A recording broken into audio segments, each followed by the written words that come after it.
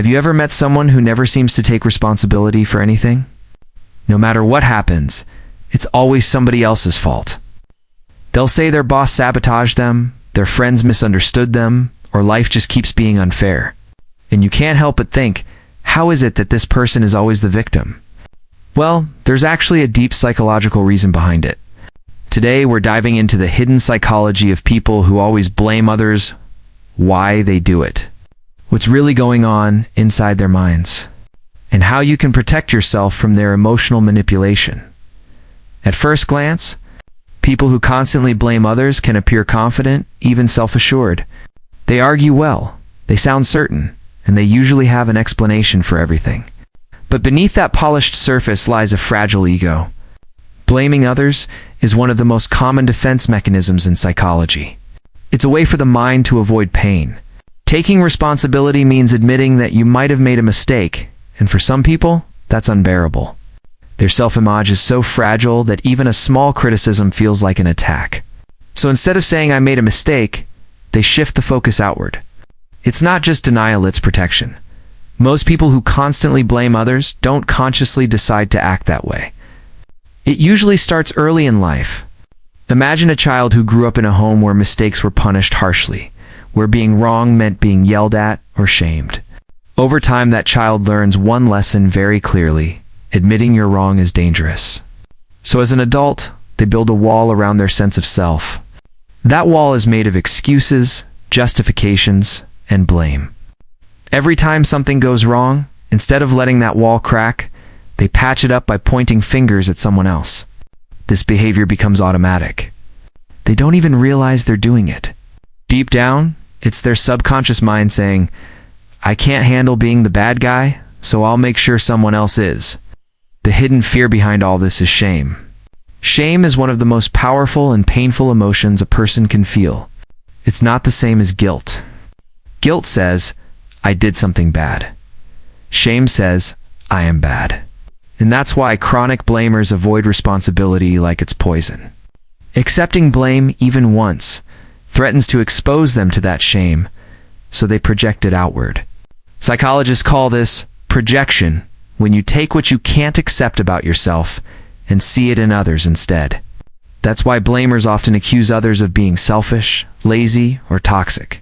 Ironically, those are often the exact traits they can't face within themselves. If you've ever been close to someone like this, you know how exhausting it can be.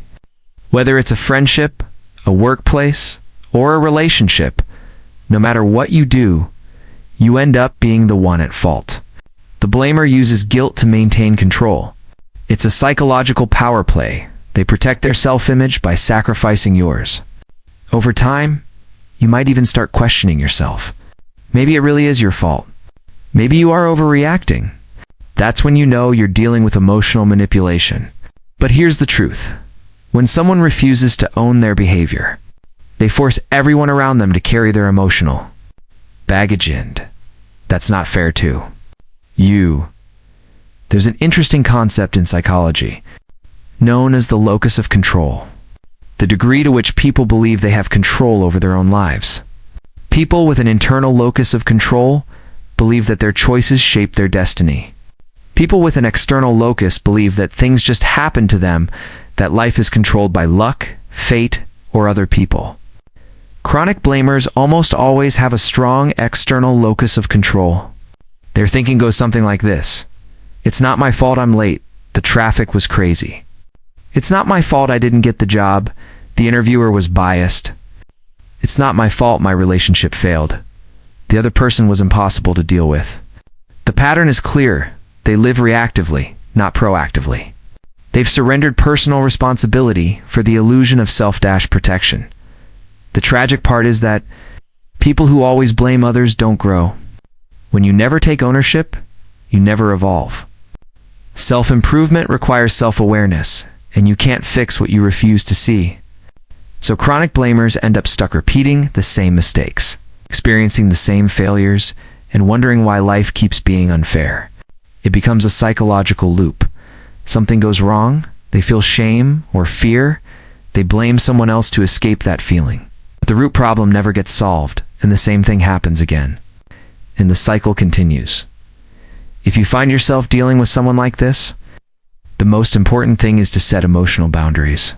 You can care about someone without carrying their blame. Don't waste your energy arguing endlessly, because blamers rarely admit fault. They'll just twist logic to protect their ego. Use calm statements instead of defending yourself. Say things like, "I see this differently," or "That's not how I experienced it." Recognize projection too, when they accuse you of something that feels unfair.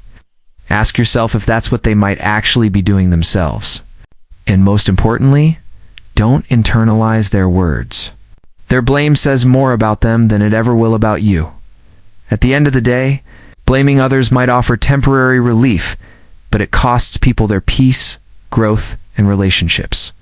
It's like putting a bandage on a wound you refuse to clean. The pain keeps coming back. True strength isn't in avoiding responsibility, it's in facing it.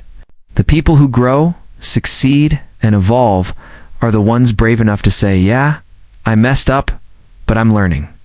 So the next time someone blames you for everything, remember it's not always about you. Sometimes, it's a reflection of what they can't face inside themselves. If you found this breakdown of hidden psychology helpful, and you want to keep learning about how the human mind really works, make sure to hit the subscribe button and join our community here at Psyche Edge. We dive deep into topics like manipulation, self-awareness, and emotional intelligence every week. Stay curious, stay grounded, and remember, understanding psychology is the edge that protects your peace.